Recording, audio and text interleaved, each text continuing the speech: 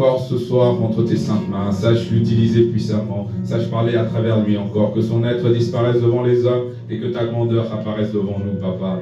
Oui, que tout ce qui sortira de sa bouche soit l'ainsi dit l'Éternel. En ce jour de grâce, Papa, oui, enseigne-nous encore puissamment. Oui, parle-nous encore. Nous sommes venus manger de ton pain béni alors que nous ressortons ici encore avec beaucoup de grâce et beaucoup de grâce pour toi, Seigneur Jésus-Christ. Je te loue et je te bénis, toi qui es le Dieu d'amour. Tout ce qui ne vient pas de toi pendant ce moment, je viens à condamner cela, à rendre ça nul et sans effet par le nom puissant de Jésus-Christ. La fatigue, les divagations de pensée, les bruits, les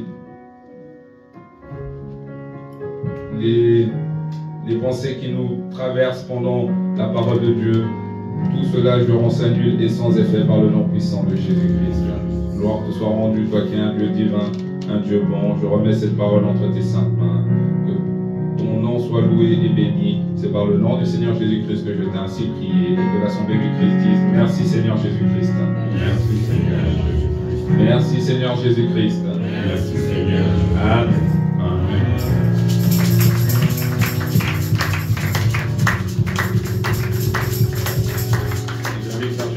À passer à la chair et on applaudit cette fois pour la gloire de notre Dieu.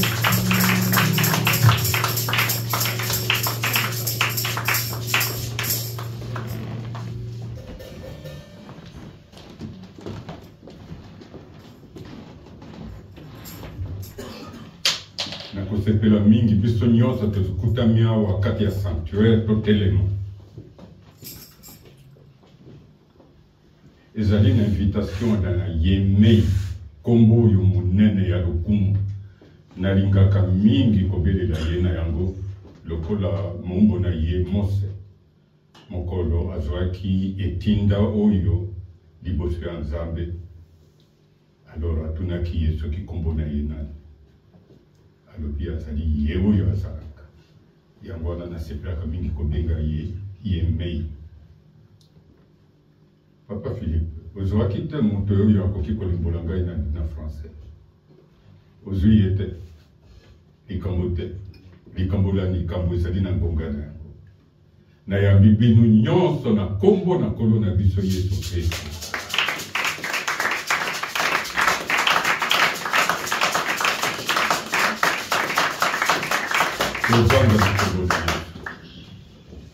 Yoyo ozalaka elongo na biso awa te, na yoyo ozalaka. Tango nazalaka awa mokolo ya mitano, namonaka bilongi boye te lokola oyo nazali komona tango oyo. Quand je viens ici le vendredi, il y a que des têtes destinées le vendredi, et je vois. En vous voyant là, j'apprécie la grandeur de celui-là que j'appelle toujours celui qui est. C'est le nom qu'il s'était donné à son serviteur Moïse, qui aurait posé la question. Peuple na yo bazali mito, mato imangungi. Ils ne s'écoutent pas. Notre traduction, il y a Bible, Louis II, 1910, ils ont le peuple na yo, il y a coup red. Kingwe bende. Bayoka kate. Mais natango oyo boye nazomona bino boye de bomoni na kamati minute o mibale na ya babino na kombo na ye oyo boyambini invitation na ye. Alléluia. Amen. Alléluia. Amen. Tobeta lisusu maboko makasi na lokumu na ye.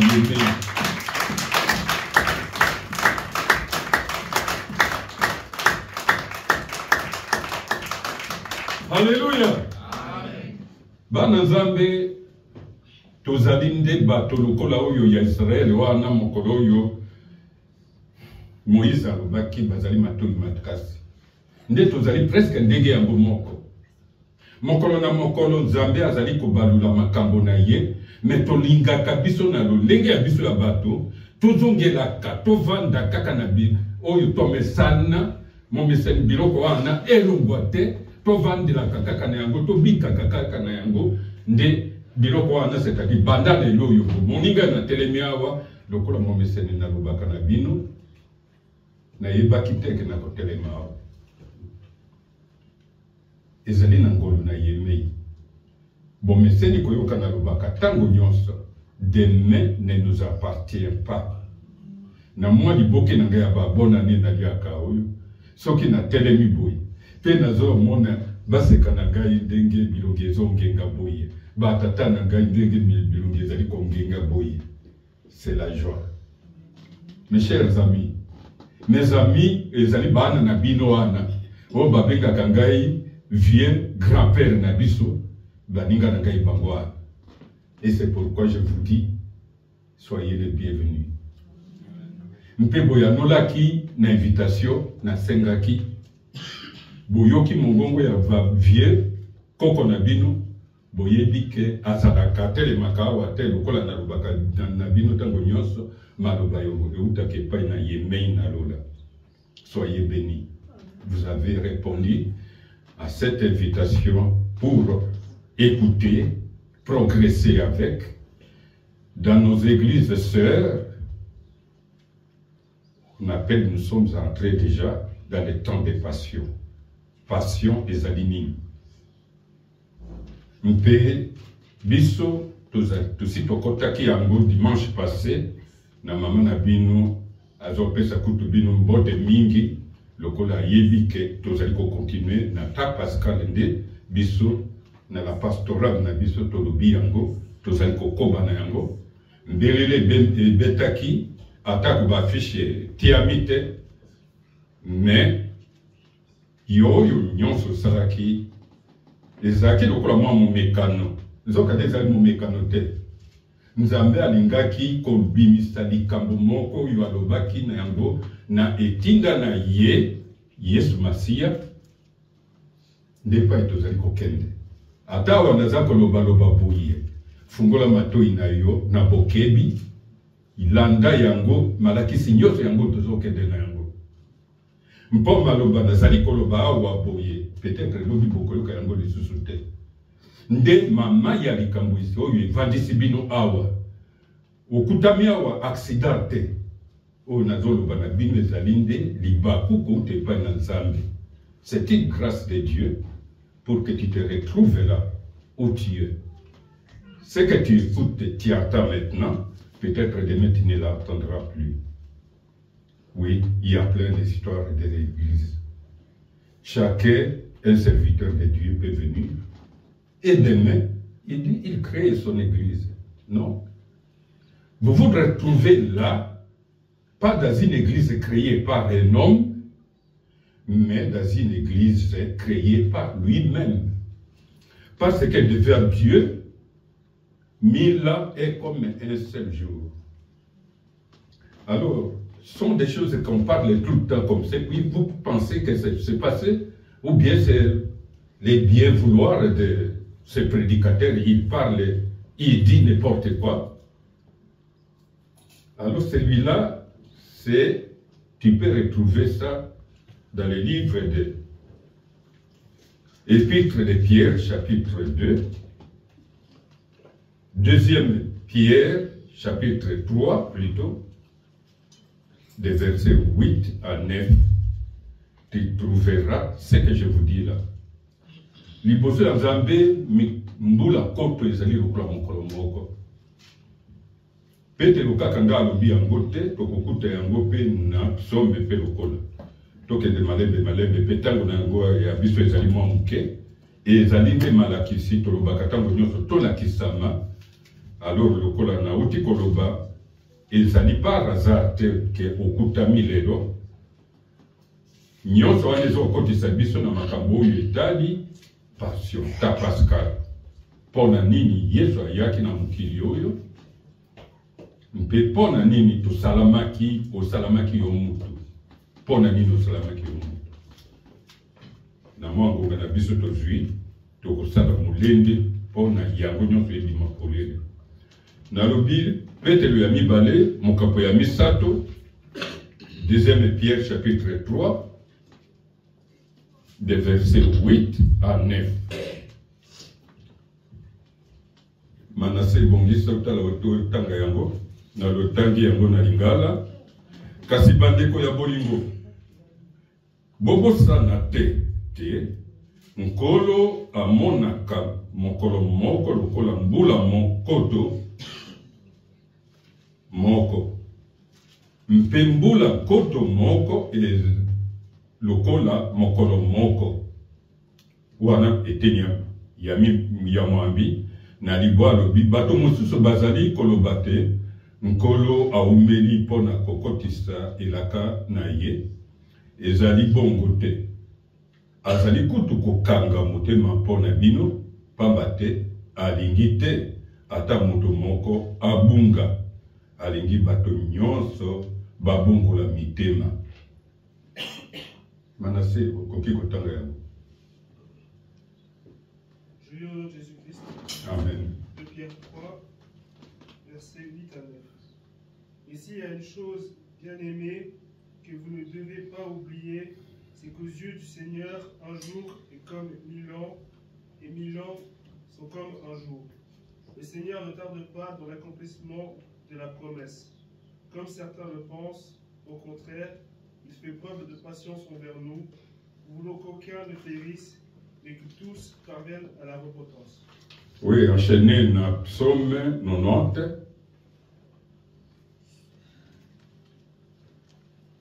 verset 4. Psaume 90.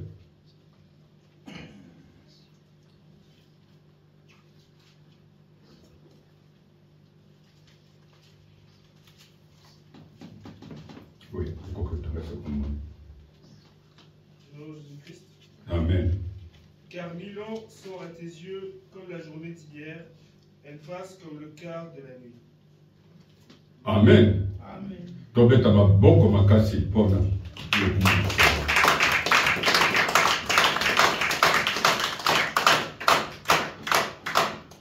Yango wana bana na Nzambe bomoni kezali masapo nde nazobetela bino awa te. C'est-à-dire oyo wana ezali obligé biso ke lobi. C'est-à-dire tango wana Adam na Eva bazali na Eden. Moto wana ya maseke, c'est-à-dire le diable, il est venu à kosi mama na biso koko na biso wana Eva. Alobi na yo moni nzete wana oyo boye tata pimeli apekisi bino. Ya ke ina makambo mepo musika te. Maloba ya Nzambe nde ya koteli na yango abongoli yango mwa muke kaka. Il a changé tout simplement un jeu de mots pour quoi ça m'a koko na biso wana Eva na kati ya makambo. Oini azaka musika te bana Nzambe. Yo komona omeseni na yako sala boyo. Mais toi est-ce que na oyo ezali ka? Kaka na maloba oyo wana ya lokola maseki nde musali ya Nzambe, Mungu ya Nzambe munene musali ya Nzambe azanga ka kokota na mboka yelaka. Kaka lokola makambo ya maseki boye kobosana. Yeme ya lobi na ye kendo loba na libanga. Loba na libanga abimisa mai bato na ngai bamela. Ya moni lokola maseki.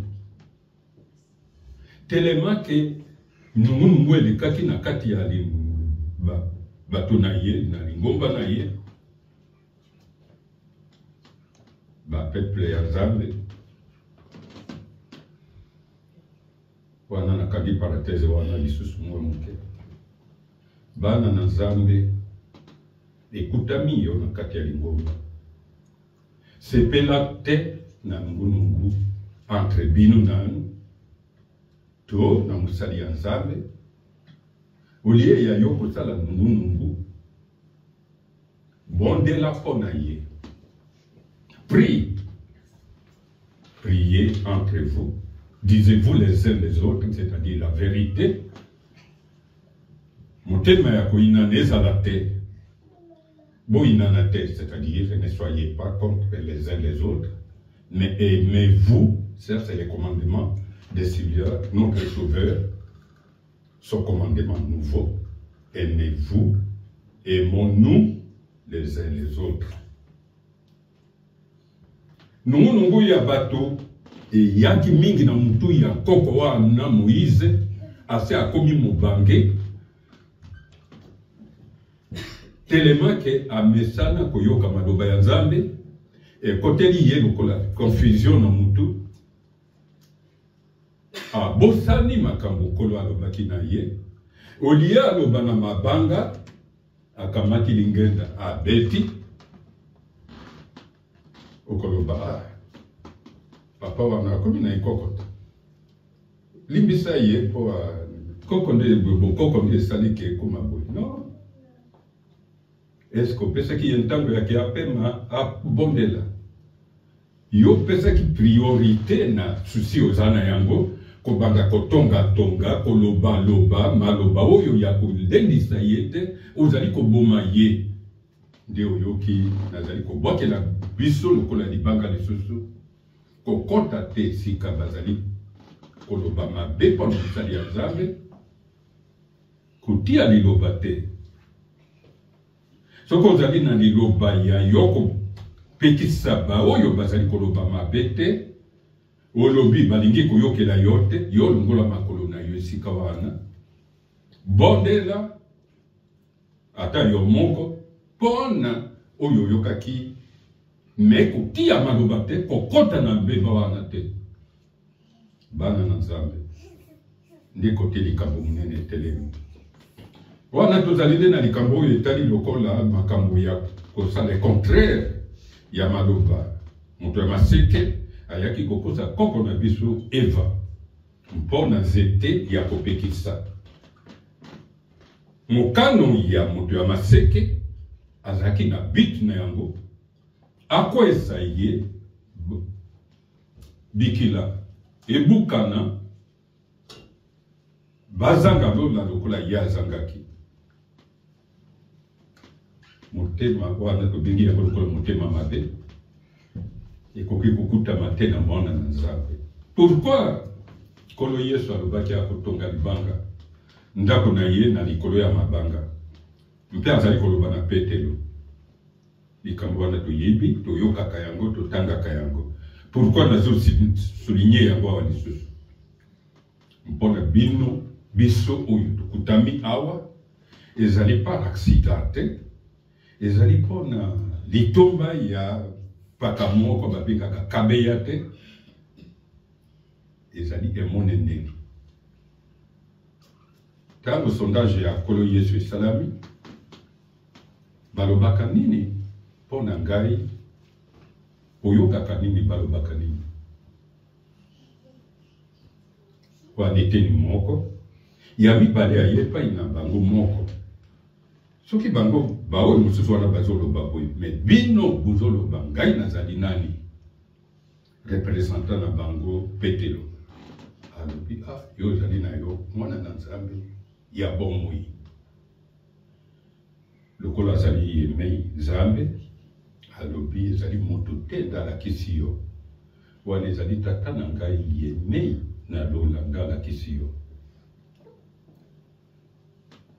libanga kolo Yesu alobaki akotonga ezali Petelo te moto individu wana libanga ezali tatoli oyo azwaki oyo kolo Yesu alobaki ezali moto te ndalakisi yo likanisi wana euti epai ya papa libanga yango wana nde esika lingombe ezali kotonga etali bino na nini nde ntango oyo tokoti oyo nde na telemeli awa soki otali malamu tana bandaki ezali introduction ya poso sola oyeba malamu nde oyoki nazozongela likambo lokola ke ezali par accident te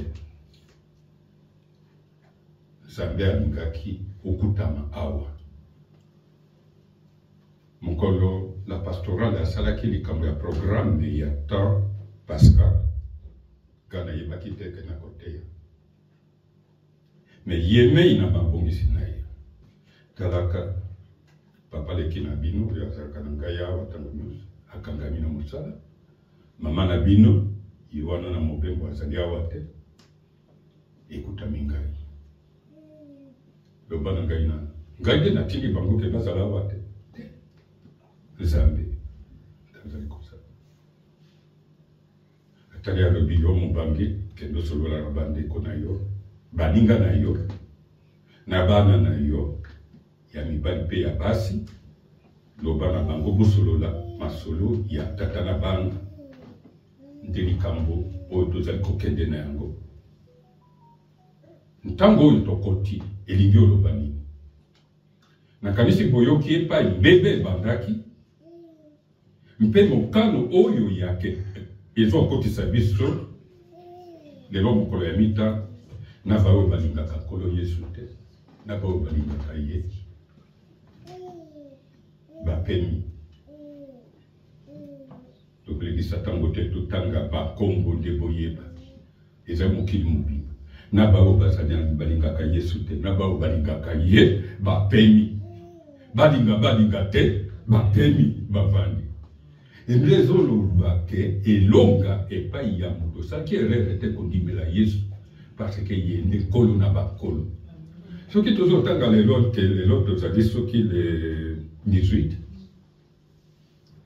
date wana ezali kobandela lokola mokolo ya akufaki asekwe nde ntango etangeli wana ebandi oyo tozali kokoba na yango ti lelo oyo tozokendeke na yango olinga te luka oyo nali ekomeli mosusu otia yango aplike yango me olinga te date wana ekangama yo elata yo okolongola mpe yango te soki batuni yo mokolo nini oyo yo omonaki mokili okoluka date mosusu te ya sanza akutanaki na mabele to nini elembo mosusu okotia ezali te okokende kaka na date wana ekoluka okanisa ekaniselo eutaki na ntango oyo Yemei asalaki makambo na ye nde oyo ozali koyoka ke akamataki esika na ngai wana ezali lokola teme principal la pastorale akataki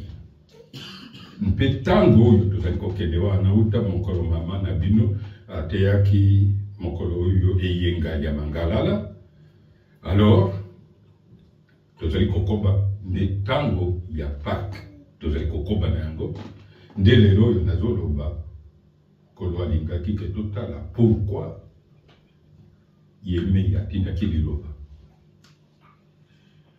atindaki Yesu azali nani ayaki na mokili mpona nini Nzambe atindaki ye olie ya ye moko Nzambe aya na mokili bokese nini ezali entre Yesu na Nzambe toyebi yango ndenge nini euti wapi kati na biso ntango mosusu mitune ya ndenge wana ezali kotambola entre nous peut-être il y a certaines questions parce que nous sommes dans ce temps-là où il y a une évolution indiscutable de l'informatique.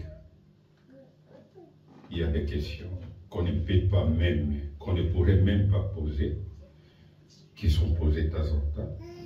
Pourquoi Dieu a envoyé Jésus sur terre? Dieu a envoyé Jésus sur terre pour accomplir son sacrifice expiatoire et sauver l'humanité du péché. Il a également envoyé Jésus pour témoigner de la vérité et montrer l'amour de Dieu pour les hommes. Omoni, c'est facile de dire ça. Batuemaele bamoni bakomi yango. Okomona tango ozali koloba boyi moko atelemi kuna alobi anga nazali na ngai ate. Wana nde monani ke ye na ba scientifique bazali lokola bato bazali ndenge moko ndo omoni epai quelque part kaka na Bible wana ekomi nano ata na bachapitre 10 te Yemei a regretté d'avoir créé l'homme. Lingala ya mutindi wana soki biso na biso bato okomona lokola ndenge nini alingi ngai te to nini na kati ya libota mais ye oyo asalaki biso mpona nini asalaki yo? Pourquoi Dieu t'a créé? Mpe ofandi na mokili oyo mpona nini? Ezali mwami tuna mibale otokoloto Na komika ko yano la tango pona tango na ngai na za ko risquer ko lekisa yango.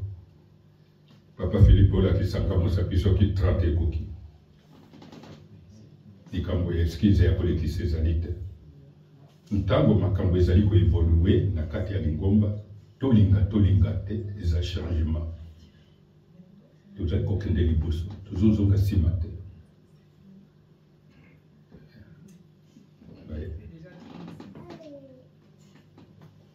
Nkolo azwa lokumu ozomona Jean azoloba na biso esika moko nde nazosukela wana.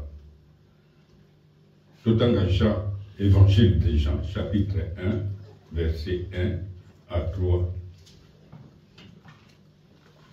Pourquoi Dieu a envoyé Jésus sur terre? Alors, les réponses sont dans l'évangile de Jean.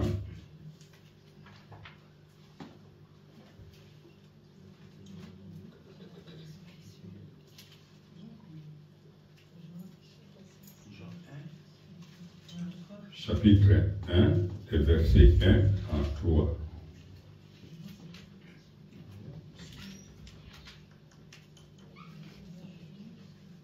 Joël, au coquet autant gagnant. Jésus-Christ, au commencement, la parole existait déjà. La parole était avec Dieu et la parole était Dieu. Au commencement, la parole était avec Dieu. Par elle, Dieu a fait toutes choses et il n'y a rien fait sans elle. Ngana yoki atamalamu te. Kotanga te lokolo zoki mambango.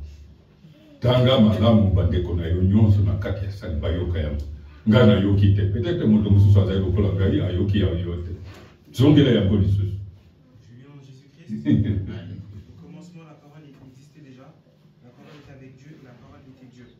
Au commencement, la parole était avec Dieu. Par elle, Dieu a fait toutes choses et il n'a rien fait sans elle. Amen. Amen. Linga de lobi boy. Na ebandeli liboso te Nzambe asala likolo na se liloba azalaka.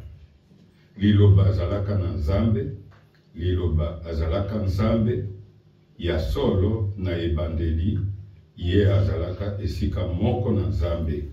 Misato Nzambe asalaka biloko nyonso na ye.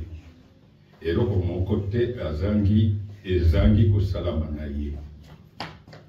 Haleluya. Oyoki ndeti na ye bandeli. Asalaki yango esalamata. Ezali nde na tina nde Yesu liloba wana elati nzoto ya moto. Aye mpona ya kobikisa biso. Nde likambo yango nakanisi na mikolo oyo mibale tikali tokozanga te koyoka complément ya makambo yango ndenge ezali kokende. Mpo origine mosusu ezali te oyo ezosala ke ezala boye. Mais soki boyokaki nazotundisaka bino na koloba ke ezali accident nde ezali ke ozala awa ezali accident te ezali mokano ya Nzambe mpe oyeba ke esika okutami euti wapi ezali biyano yango wana tozokende na yango.